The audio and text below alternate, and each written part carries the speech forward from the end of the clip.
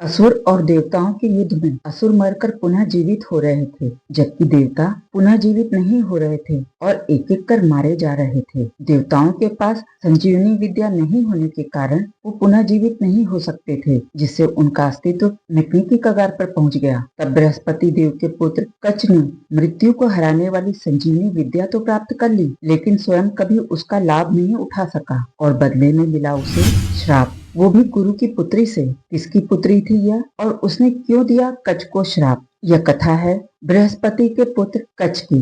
देवताओं और दैत्यों के बीच भयंकर युद्ध चल रहा था। देवता बुरी तरह हार रहे थे क्योंकि दैत्यों के गुरु शुक्राचार्य के पास संजीवनी विद्या थी। वे मृत दैत्यों को फिर से जीवित कर देते थे, पर देवता ऐसा करने में असमर्थ थे क्योंकि उनके पास संजीवनी विद्या नहीं थी, जिससे देवताओं की संख्या दिन पर दिन घटने लगी। यह देख देवता अपने अस्तित्व को लेकर चिंतित हो गए, क्योंकि देवता अपनी पूरी शक्ति लगाने के बाद भी बार बार पराजित हो रहे थे। ऐसे में देवताओं ने अपनी सभा में विचार किया कि यदि संजीवनी विद्या प्राप्त न हुई तो देवलोक का अस्तित्व संकट में पड़ जाएगा। तब देवगुरु बृहस्पति ने अपने पुत्र कच्छ को शुक्राचार्य के आश्रम में भेजने का प्रस्ताव रखा। सभी देवता इस निर्णय से सहमत हो गए। फिर देवगुरु बृहस्पति ने अपने पुत्र कच्छ को शुक्राचार्य के आश्रम में भेजा।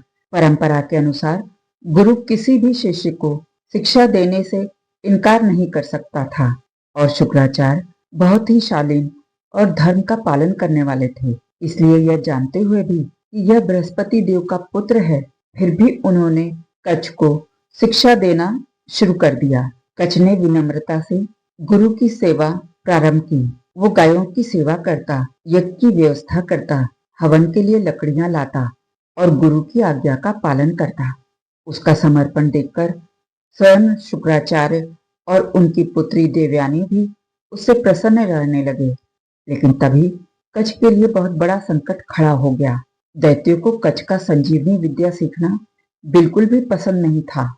एक दिन कच्छ हवन के लिए लकड़ियां लेकर आश्रम जा रहा था कि तभी कुछ दैत्यों ने रास्ते में उसकी हत्या कर दी। जब बहुत देर तक कच्छ नहीं लौटा तो शुक्राचार्य जी को चिंता हुई। उन्होंने अपने एक शिष्य को पता करने भेजा। कच्छ की मृत्यु की सूचना पाकर देवयानी रोने लगी। इधर शुक्राचार्य जी अपनी विद्या को हर किसी पर प्रयोग नहीं करना चाहते थे। तब देवयानी ने रोते हुए अपने पिता से कहा, आपके आज्ञाकारी सेवा में समर्पित शिष्य को पुनः जीवित करना आपका कर्तव्य है। देवयानी के बार बार आग्रह करने पर शुक्राचार्य जी ने संजीवनी विद्या से कच्छ को फिर से जीवित कर दिया। लेकिन कच्छ का संकट टलने वाला नहीं था। दूसरी बार दैत्यों ने फिर उसे मार डाला। एक बार फिर देवयानी के अनुरोध पर कच्छ जीवित तो हो गया, लेकिन उसके सिर पर खतरा हमेशा मंडराने लगा। फिर तीसरी बार दैत्यों ने अत्यंत क्रूर योजना बनाई, जिससे कच्छ का पुनः जीवित होना असंभव था। उन्होंने कच्छ की हत्या करके उसकी भस्म मदिरा में मिलाकर वही मदिरा शुक्राचार्य जी को पिला दी। जब कच्छ लापता हो गया तो देवयानी ने अपने पिता से उसे खोजने का आग्रह किया। तब शुक्राचार्य जी ने दिव्य दृष्टि से देखा कि कच्छ तो उनके उदर में ही है। अब शुक्राचार्य जी के सामने कठिन धर्म संकट खड़ा हो गया। यदि कच्छ को जीवित करते हैं तो उनका अपना शरीर नष्ट हो जाता है। शुक्राचार्य जी को एक उपाय सूझा। उन्होंने अपने ही उदर में स्थित कच्छ को संजीवनी विद्या का रहस्य सिखा दिया। कच्छ बाहर आया तो शुक्राचार्य जी का शरीर मृत्यु हो गया, लेकिन उसी संजीवनी विद्या से कच्छ ने अपने गुरु को पुनः जीवित कर दिया। गुरु प्रसन्न हुए। विद्या की परीक्षा पूरी हो चुकी थी, लेकिन तभी एक नया संकट खड़ा हो गया। देवयानी ने कच्छ के सामने विवाह का प्रस्ताव रखा। कच्छ ने शांत स्वर में कहा, मैं आपके पूज्य पिता के उदर से पुनर्जन्म लेकर निकला हूँ। धर्म की दृष्टि से अब मैं आपका भाई समान हूँ, इसलिए मैं आपसे विवाह नहीं कर सकता। इतना सुन देवयानी क्रोधित हो गई और उसने श्राप देते हुए कहा, तुम्हारी सीखी हुई संजीवनी विद्या तुम्हारे किसी काम नहीं आएगी।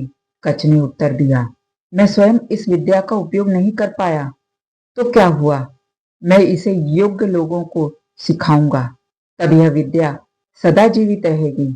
लेकिन तुमने जो आचरण किया है वो ब्राह्मण पुत्री के लिए अशोभनीय है। तुम्हारा विवाह किसी भी ब्राह्मण से नहीं होगा।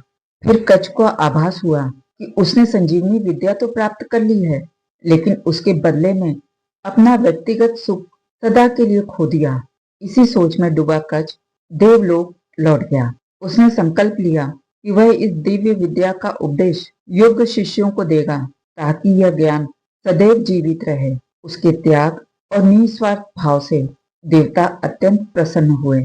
कथा का सार, कच्छ स्वयं संजीवनी विद्या का लाभ नहीं उठा सका, लेकिन उसने उस दिव्य ज्ञान को अमर बना दिया। विद्या बांटने से घटती नहीं, बल्कि बढ़ती है और युगों युगों तक अमर हो जाती है। हर हर महादेव। जय श्री कृष्ण।